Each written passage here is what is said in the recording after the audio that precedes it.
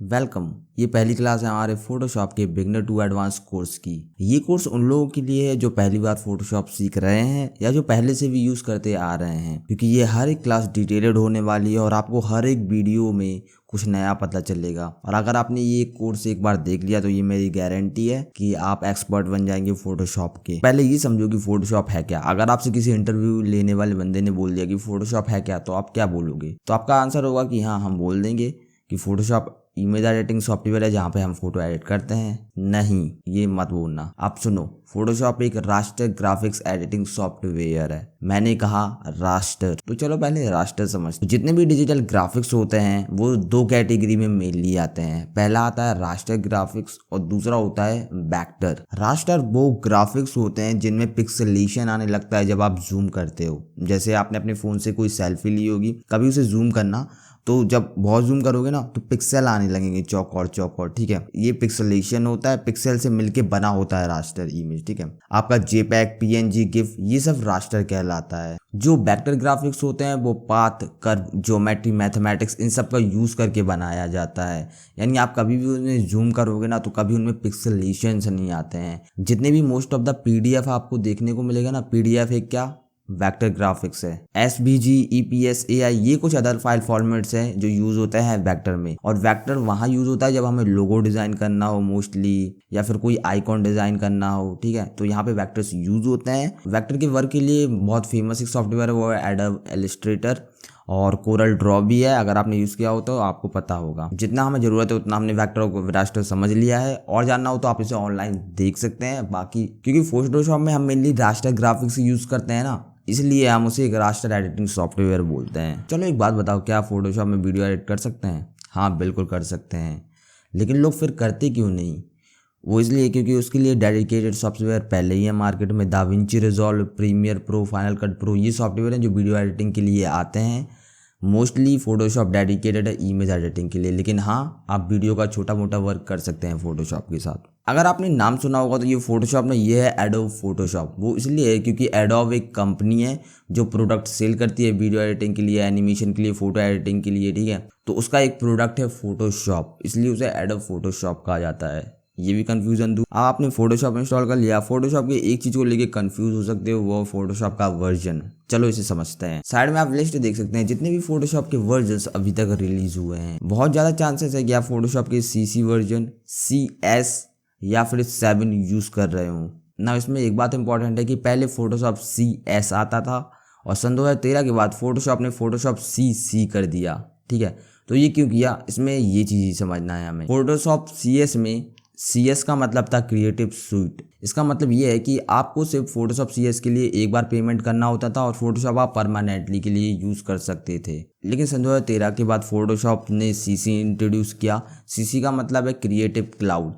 अब इसका मतलब ये है कि फोटोशॉप का सब्सक्रिप्शन मॉडल चलेगा, यानी आपको हर महीने कुछ पे करना होगा फोटोशॉप खरीदने के लिए, या फिर आप अगर 1 साल का प्लान लेने तो हर 1 साल बाद आपको फिर से पे करना पड़ेगा फोटोशॉप के लिए। कंफ्यूजन अब दूर हो गया होगा फोटोशॉप CS और CC में। अच्छी बात यह है कि फोटोशॉप के जितने भी वर्जन है ना, साल दर साल आते हैं, तो बहुत छोटा अपडेट होता है। तो अगर मैं कोई भी वर्जन यूज़ कर रहा हूँ, आप भी कोई वर्जन यूज़ कर रहे हो, तो पूरे टूल सेम ही रहेंगे, हर एक फंक्शनैलिटी सेम रहेगी। चलो अब फाइनली फोटोशॉप ओपन करते हैं, और सबसे इंपॉर्टेंट चीज़, हम फोटोशॉप को रीसेट करना पहले सीखेंगे। यानी आपसे कभी भी कोई टूल डिलीट हो गया या कोई फंक्शनैलिटी चेंज हो गई तो आप हमेशा अपने फोटोशॉप को रीसेट कर सकते हैं और ये नया जैसा हो जाएगा। देखो, तो जब हम फोटोशॉप इंस्टॉल करते हैं तो कुछ तरीके से नज़र आता है। अभी मैंने ये कार की इमेज ओपन की थी तो यहाँ बना आ रहा है, ठीक है। मैं इसे समझा देता हूँ। पहले आपको PS लोगो पे क्लिक करना है, ये दिख रहा है यहाँ, तो आप फोटोशॉप में आ जाएंगे। सबसे पहले मैं इसे रीसेट करके बता रहा हूँ। अगर आपने पहली बार फोटोशॉप इंस्टॉल किया है तो वो कैसा नज़र आएगा, ठीक है। तो सबसे पहले यहाँ पे जाओगे ना आप विंडोज़ पे, तो यहाँ वर्क स्पेस पे जाके आपको इसेंशियल्स पे क्लिक करना है, ठीक है। यहाँ क्लिक करोगे, अब देखो ये चेंज नहीं हुआ। अब यहाँ वर्क स्पेस जाए, इसेंशियल्स पे जाने के बाद ना आपको रीसेट पे एक बार क्लिक करना है, रीसेट इसेंशियल्स। तो ये जो वर्क स्पेस है आपका रीसेट हो गया। अब हम वर्क स्पेस की बात भी आगे करेंगे, तो समझ गए आप। तो ये है डिफ़ॉल्ट, इस तरीके से फोटोशॉप आता है। दूसरी चीज़ आपको करना क्या है, आपको प्रीफ्रेंसेस में जाना है। मैं मैक यूज़ कर रहा हूँ तो यहाँ से मैं सेटिंग में जाके यहाँ पे जाऊँगा। अगर आप विंडोज़ यूज़ कर रहे हैं ना तो आपको एडिट पे जाके ना यहाँ पे प्रीफ्रेंसेस का वो ऑप्शन नज़र आएगा, वहाँ से जा सकते हैं। एक और तरीका क्या है प्रेफरेंसेस पे जाने का, कि अगर आपके यहाँ सर्च टैब हो तो यहाँ पे आप टैप करके ना प्रीफरेंसेस डाल सकते हैं। तो देखो यहाँ पे ये प्रीफरेंसेस आ गया, ये लिखा आ रहा है ना प्रीफरेंसेस में, ये जनरल सेटिंग। तो यहाँ भी एक और तरीका है कि आप कंट्रोल और के प्रेस कर सकते हो, ठीक है। और मैक में हो तो कमांड के, जैसे मैंने यहाँ पे कंट्रोल और के प्रेस किया तो ये देखिए हम प्रीफरेंसेस में आ गए ना। तो आप इस तरीके से भी एक्सेस कर सकते हो। मैंने 4 तरीके बता दिए। तो चलो अब यहाँ से मैं डायरेक्टली चलता हूँ। आप सबसे पहले आपको रीसेट करने के लिए जनरल पे जाके यहाँ रीसेट और वार्निंग डायलॉग्स पे क्लिक करना होगा। ये क्या करे, जितने भी वार्निंग डायलॉग्स हैं ना उसे डिफ़ॉल्ट सेटिंग कर देगा, यानी नए तरीके से। और ये सेटिंग है ना प्रीफरेंसेस, इस पर भी क्लिक करोगे ना ये पूरी सेटिंग रीसेट कर देगा। तो ओके क्लिक करते हैं। तो यहाँ पे ये सब रीसेट हो चुका है। अब यहाँ पे आ ही गए तो मैं एक बात और बता दूँ, आप इंटरफेस पे जाओगे ना तो आप कलर भी चेंज कर सकते हो, ठीक है। जैसे ये दिख रहा है ग्रे, वाइट, ब्लैक, और ये डिफ़ॉल्ट थोड़ा ब्लैकिश ग्रे रहता है, जो मैं ज़्यादा यूज़ करता हूँ वो सब यूज़ करते हैं, ठीक है। यहाँ से ना ओके क्लिक करते हैं ना, आपको एक बार फोटोशॉप बंद करके दोबारा ओपन करना होगा। तो जब आप फोटोशॉप दोबारा ओपन करेंगे ना तो पूरी सेटिंग्स फिर से रीसेट हो जाएगी। ये देखिए फोटोशॉप हमारा कम्प्लीटली रीसेट हो चुका है और आपको कुछ इस तरीके का इंटरफेस देखने को मिलेगा। अब यहाँ पे आप क्लिक करोगे तो वर्क स्पेस पे आ जाओगे और यहाँ पे जितने भी टूल्स हैं ना सब सेटिंग रीसेट हो चुकी है। अगर आपके पीसी में फोटोशॉप स्लो चल रहा है तो उसका एक सॉल्यूशन है, ठीक है। कैसे, आपको कमांड के दबाना है, कंट्रोल के, ठीक है। अगर विंडो में हो तो देखो प्रेफरेंसेस आ गया। यहाँ पे आने के बाद ना आपको परफॉर्मेंस में आना है और ये जो रैम है ना 70% है तो इसे 80% कर सकते हैं, 85, ठीक है।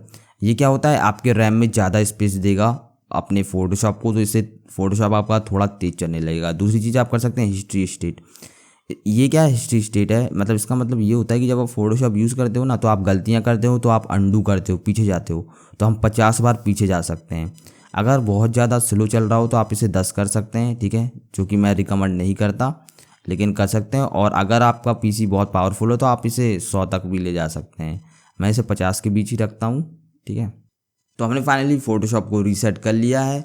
मैंने आपको एक स्टेप बताया आप कैसे रैम दे सकते हैं अपनी फ़ोटोशॉप को तेज़ चलाने के लिए। परफॉर्मेंस में जाके आप मेरी ये वीडियो देख सकते हैं अगर आपका फ़ोटोशॉप स्लो चल रहा हो। यहाँ पे मैंने टिप्स बताएं कि फ़ोटोशॉप को आप फास्ट कैसे कर सकते हैं। अगली क्लास में हम वर्क स्पेस के बारे में जानेंगे। वर्क स्पेस होता क्या है, इसे कस्टमाइज़ कैसे कर सकते हैं और आप अपने लिए सबसे बेस्ट सेटिंग क्या फाइंड कर सकते हैं। अगर आपको ये क्लास पसंद आई हो तो आप इस वीडियो को लाइक कर सकते हैं और कोई डाउट हो तो कमेंट कर सकते हैं, मैं उसका रिप्लाई ज़रूर दूंगा। मिलते हैं अगली वीडियो में, सपोर्ट करते रहिए।